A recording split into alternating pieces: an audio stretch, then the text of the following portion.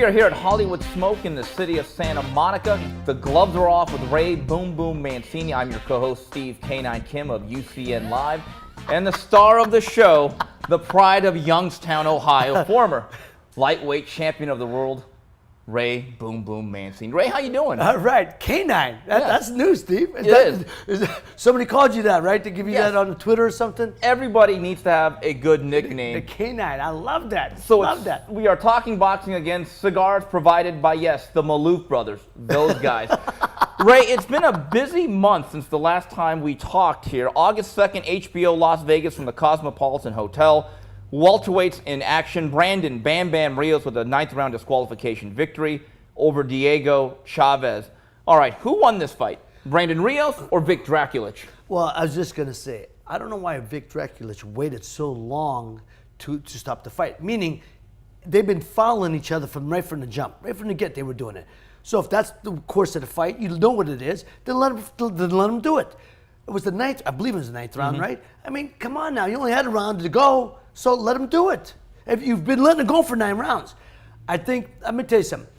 Chavez came in late from Argentina, so I'm going to tell you, I'm not going to say that Rios beat him as much as Rios did. It was a heck of a fight, great fight. Don't get me wrong, it was a great fight. But travel, the wear and tear, the jet lag, because the rule of thumb is you've got to come in the day before or 14 days before. So when you come 3 or 4 days before, that's bad. And I'm sure the jet lag hit him. Rios is all over him, and he fought hard. I thought he fought terrific for as long as he was as much as he can do.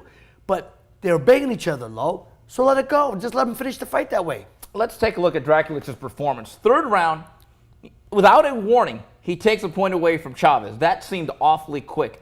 5th round, he takes away a point from Rios. I'm still not sure why. That looked like what you call in the NBA a makeup call. Yes. Vic Draculich, to me, someone said he lost control. Ray, I'd argue he never had any. Well, that's a good point. And Vic Draculich is a good referee.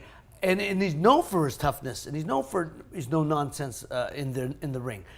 But if you know what it is, you know what the type of fight it's going to be, you know both fighters, and you had been allowing it from the jump, then just let it go. I mean, it reminds me like the old Sandy Saddler, Willie Pep. You knew that what it was going to be, let it go. Did you see anything unusual from Diego Chaves? Because Brandon Rios and his trainer, Robert Garcia, who I think actually did a great job of selling the fouls. I think they talked Draculich into this disqualification. And we have to look at the politics. Brandon Rios is with Top Rank. He was the house fighter. Right. They were not going to disqualify Bam Bam Rios under any circumstance. Let's just be honest about it. But as you saw Diego Chaves, you've been in that ring. You know guys that are very crafty. They do a lot of things on the inside that the layman can't see. Did Diego Chaves do anything that reminded you, let's say, Fritzy Zivic? Oh, you're talking about a name from the past. Fritzy Zivic, considered by many the dirtiest fighter of all time. But Fritzy Zivic used to say he didn't fight dirty. He said, I just used everything he said, I took everything they gave me. Meaning, he give you the scuff with the heel of the glove, they give you the thumb. He was the master at it. I agree. A lot of them guys there. Look at the Argentine fighters. They're wonderful fighters. They're great fighters. Victor Galindez was not known as the cleanest fighter. Victor Galindez is one of the great light heavyweights of all time. So there's a lot of that part of their makeup, which makes them great fighters. They use everything they can, physicality-wise. They'll give you the shoulder, the headbutt. They'll throw the left hook, catch you with the elbow. I mean, that's part of the game. That's all part of it. I love that stuff. I love fighters who know how to fight on the inside. Chavez was doing a wonderful job on the inside. I think he was wearing down a lot because of the jet lag. I truly do. Plus, Brandon Rios is on top of him, so it's a combination of both.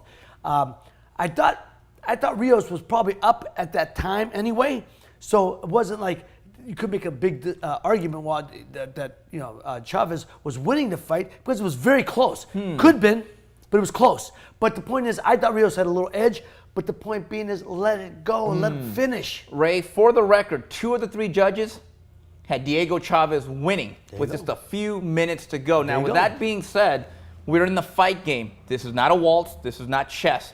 Does it bother you? And I see this from a lot of modern-day fighters. They start refereeing their own fight. They start looking over. They start making complaints. And the maddening thing is a lot of referees, and I think Draculich was guilty on this particular night, Ray, they start listening. In other words, they let the fighters officiate the fight for them. Right. No, that's obviously a big no-no with the referees. They're allowing it now, just what you said, and that's been going on for years. You're right. I agree.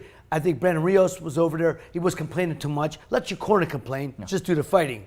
But Vic Dracula, from my understanding, and I don't know him real well, but just he's always been a pretty stern guy in there and takes control.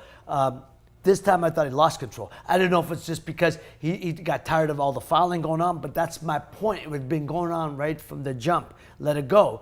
Or, like you said, people enough of the corners were getting to him, and he started listening, like you said. And that could very well be. And, he was looking over at these guys, listening to him. So I don't know why he would stop it at that point.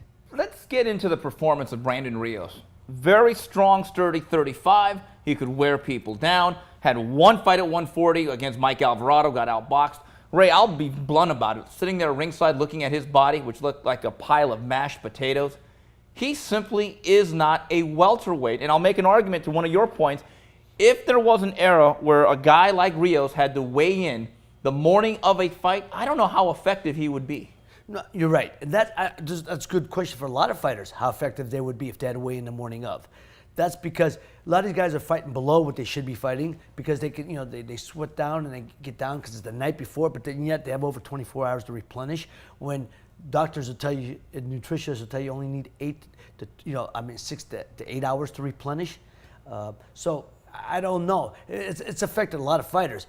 I think Brandon Rios, it was like I said, it was a strong 35, good 40. At 47, he's going to run into a lot of problems. Okay, that was it for another edition of Gloves Off with Ray Mancini and Steve Kim. If you want to tweet us, you could do so at @RealBoomBoom or at SteveUCN Live, #Gloves Off. So till the next round, goodbye, everybody.